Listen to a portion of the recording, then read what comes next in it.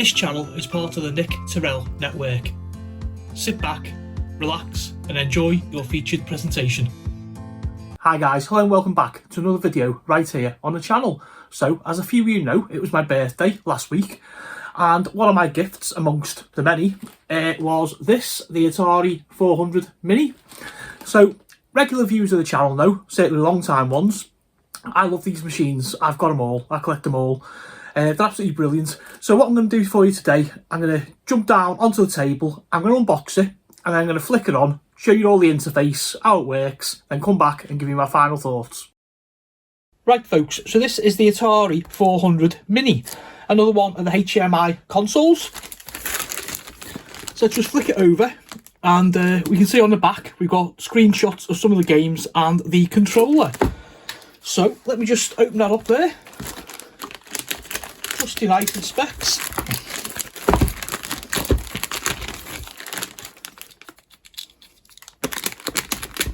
There we go, so we've got the box now out of the wrapping.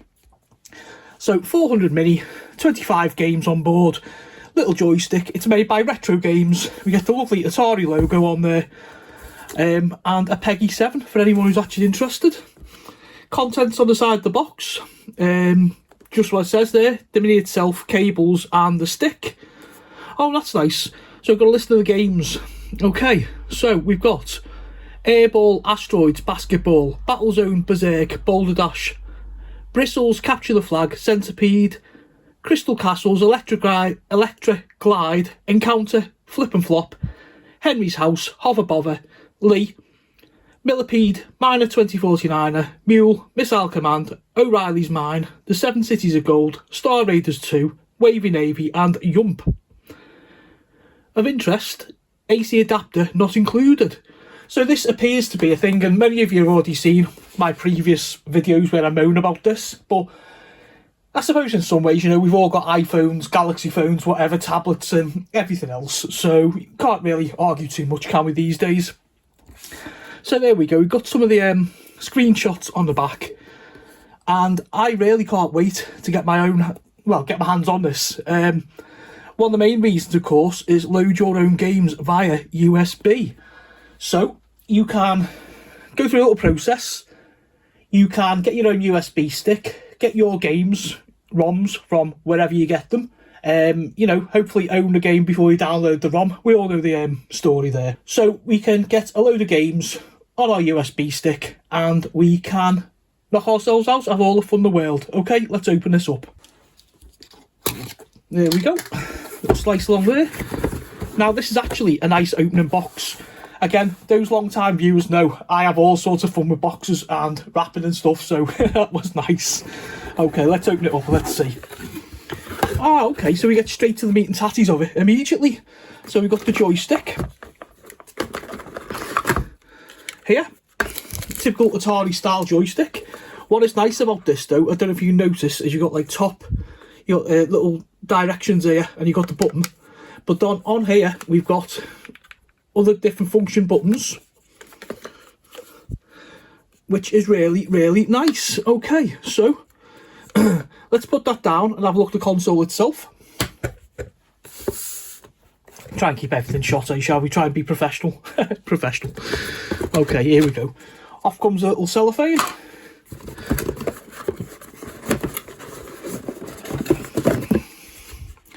And here is the little machine itself. So this is a replica of the Atari 400 computer.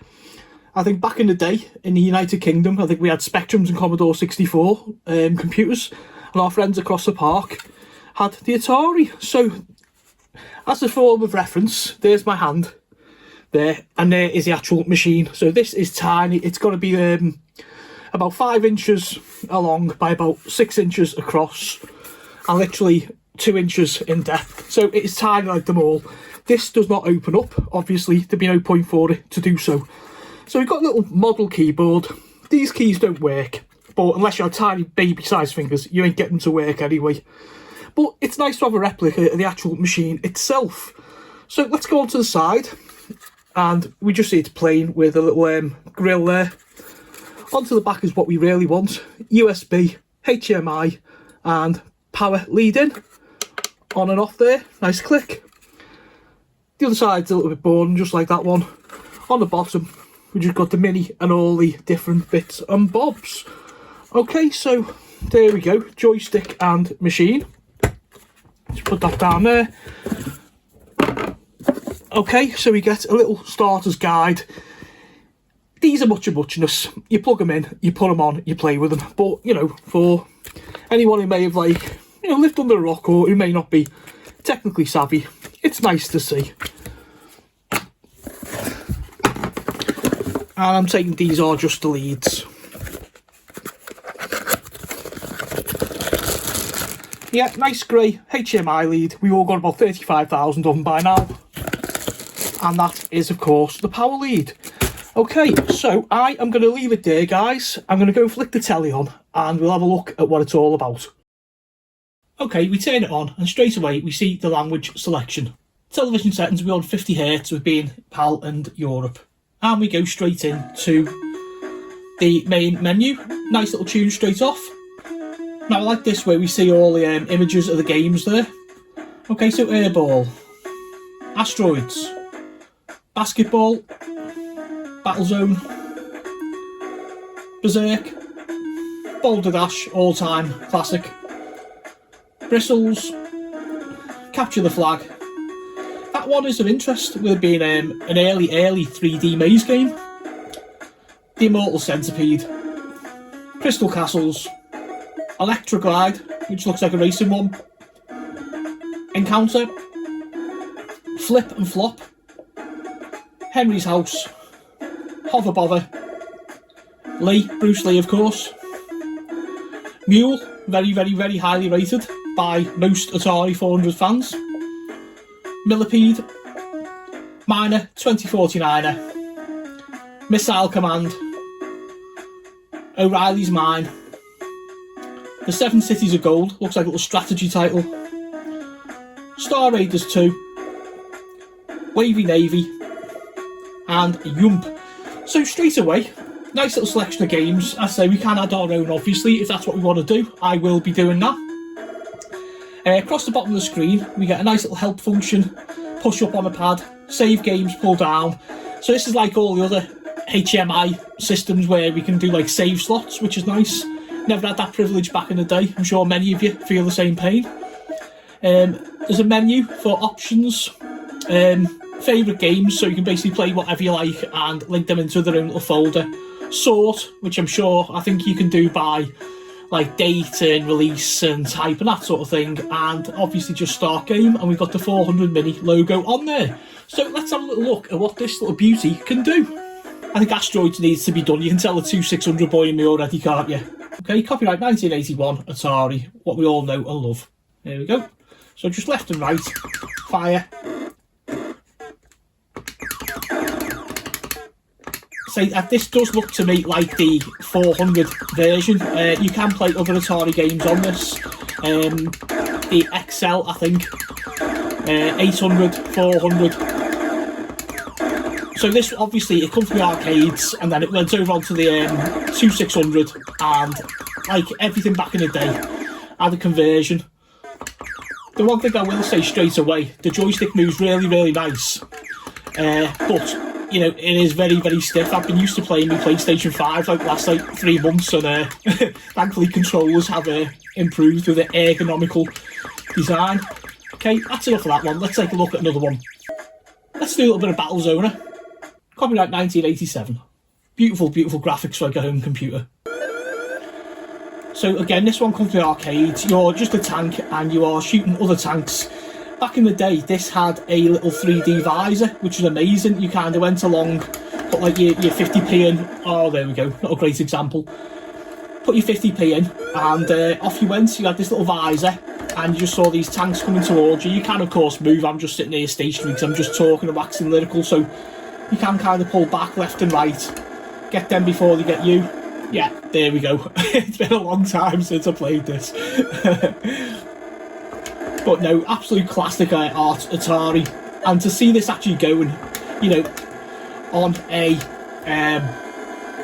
computer is really good.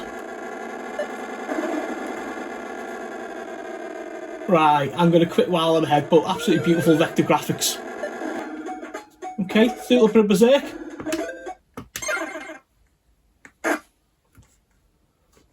So for anybody not in the know, you're this guy kneeling around a maze full of robots. And it was like a really, well, I say it was, it still is, challenging shooter. You can only literally fire one bullet and in one direction. So like your strategy really comes into play. And do not touch the little walls either.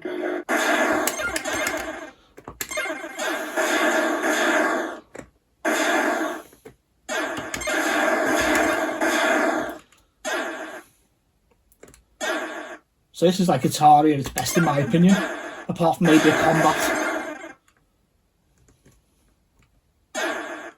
Doing better this time. Let's have a look.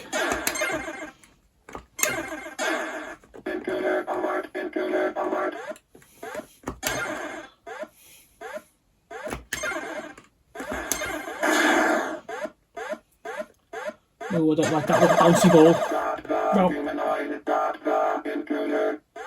The speech was like nice and revolutionary at the time as well. Bear in mind, this machine was like around, you know, the like early 80s. So back in the UK, like I said earlier, we'd have had like our Spectrums. I mean, I know like your Commodore 64 had like the SID chip and stuff like that, but this is really impressive back for the day.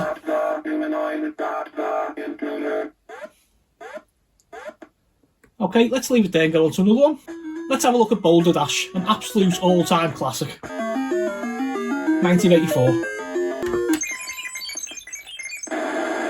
Okay.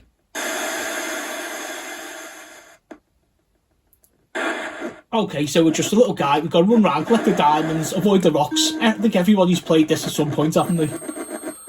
You get into that little state of mind where you just kind of run around freely and then you end up getting caught out because you think, oh, the game is so easy, why should I worry?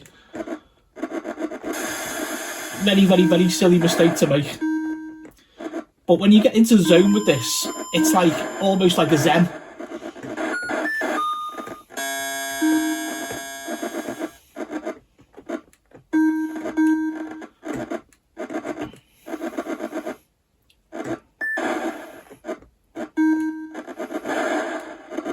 That's going to be a tricky one to get. There we go.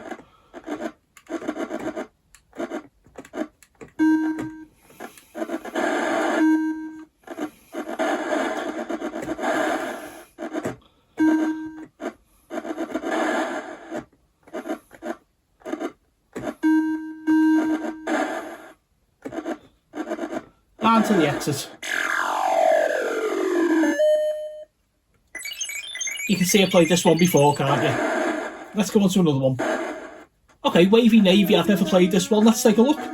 Series presents Wavy Navy by Rodney McCauley.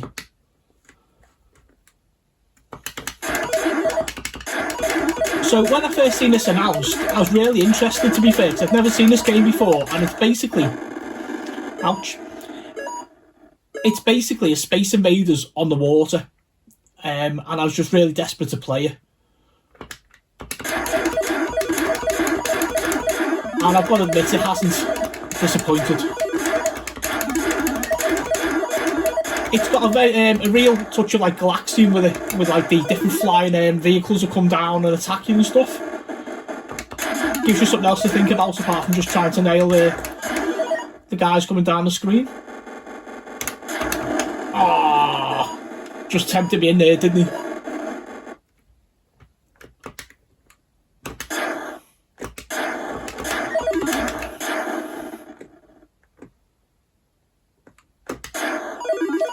There we go, let's go on to another one. Player 1, you've been promoted to Boatswain.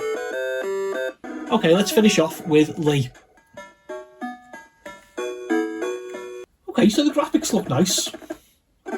I first come across this on the ZX Spectrum and loved it, like a lot of people probably did at the time. And my mate had a C64 and he had the version, and I'll be honest, like the Commodore 64 graphics completely blew me away. But this is like really nice, and it plays well as well.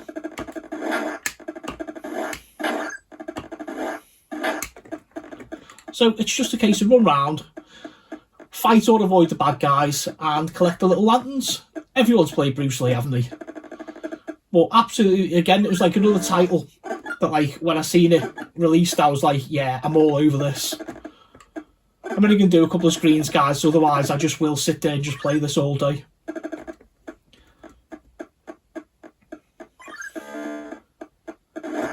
Oh, you little... Insert your own expletive, guys. Tricky that, wasn't it?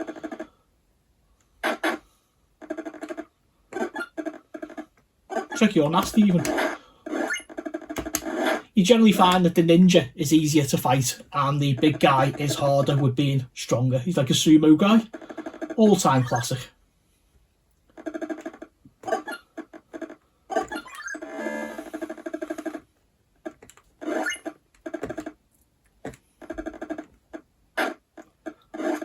Your controls are nice on this as well, just like basically up, down, left and right, and like your fire button in a direction gives you your little kicks and your punches.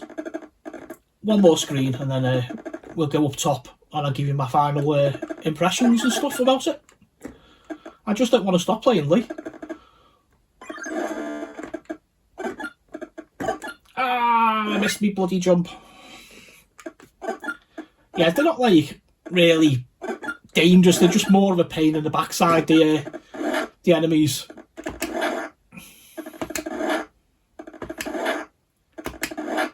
Just don't get yourself trapped in a corner like I did there against the sumo guy, or it's not going to end very well. There we go, player one again. Let's get up and get that last lantern.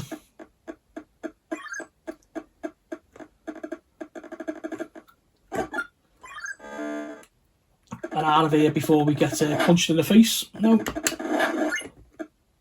There we go. You ain't getting me now, boys.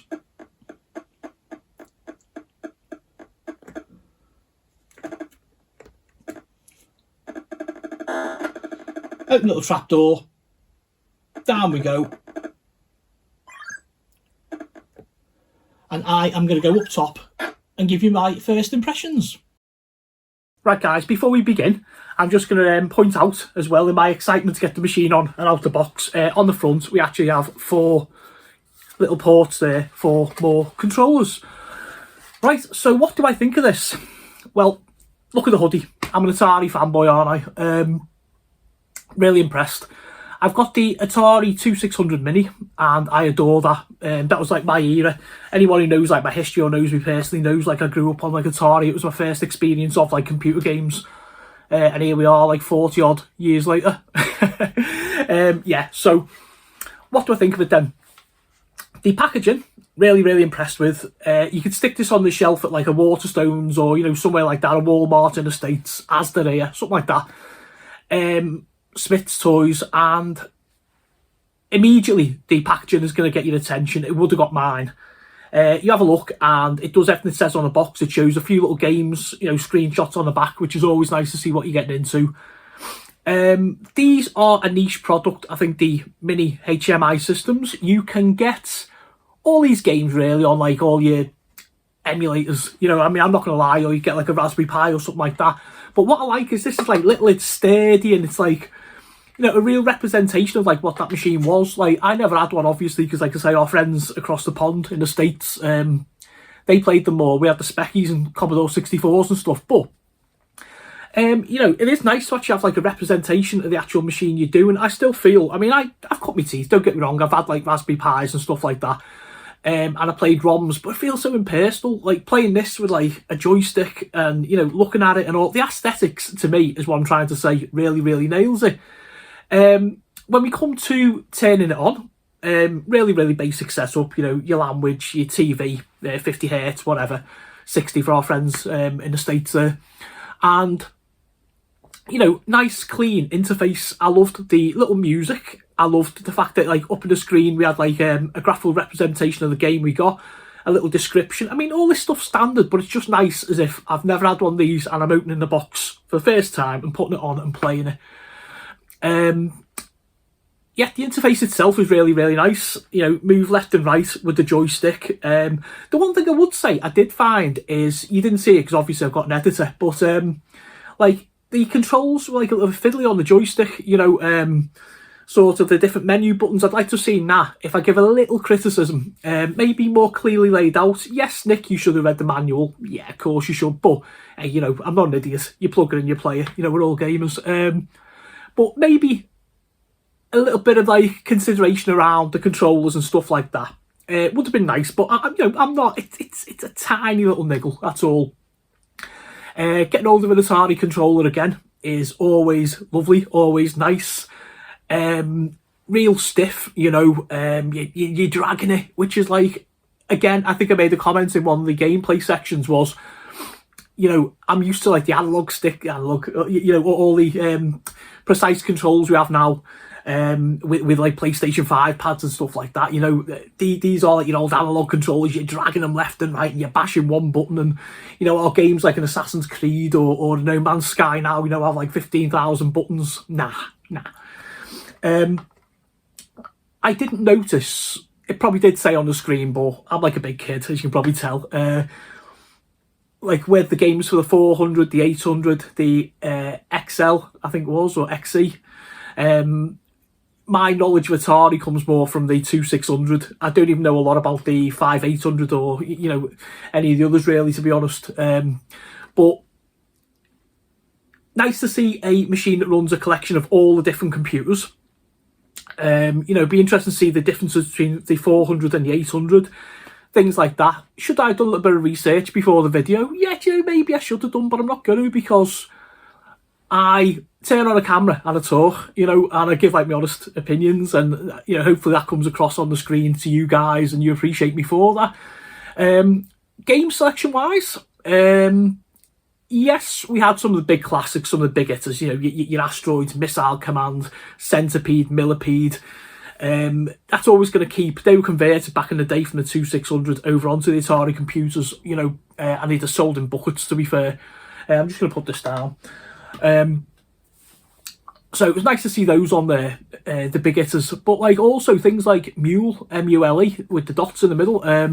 Like a strategy game. I didn't try that because, you know, I'm making a video. I don't know all the ins and outs of strategy games and stuff like that. But that is like a big title to have on there. I've seen stuff on like forums, on like other channels who do Atari stuff, and they say, you know, it's a big game. So nice to see that make an appearance. Wavy Navy. I was really happy to see. I'd never heard that game before, and it's one that will be on there an awful lot. I don't know if you can tell on the gameplay, but I was really, really happy. Lee was another big one. It would have been Bruce Lee back in the day. Obviously, they've all lost the license. I think the same happened on the Evercade and the Commodore 64 collection there. But hey, you know, it's the same game and whatever. So a little bit of licensing doesn't really matter here or there to me. I'm not bothered. The machine comes with all the basic features where we have like the save states and that. Again, something we never had back in the day. You had like 1 or 2 lives and you were kind of, you know, you were knackered, really. You know, you'd sit there and you get like 15 minutes into a game, make one mistake and boom, it was gone. But that was gaming back in the day, folks. I'm trying to think what else I need to say about it. I think overall, oh yeah, sorry, the USB stick. I have got a USB stick and I have got ROMs on it, but I didn't show it on the video for the simple reason of I want this to be an out-the-box video. There are instructions out there, easy enough, on how you do it, how people get their ROMs and stuff like that. That's not my circus, not my monkey, so I'm not really going to get involved in that. There are legalities, of course. Read up and be careful, folks. But yeah, to be able to add like your own games to it is something else.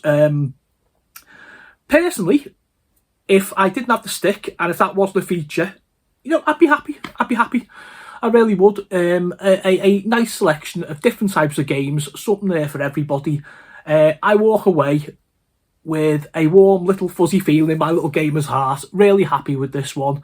And yeah, I hope I've done it justice. Take it easy, folks, and I'll see you next time. Be sure to hit that subscribe button and join the Knit Around network today.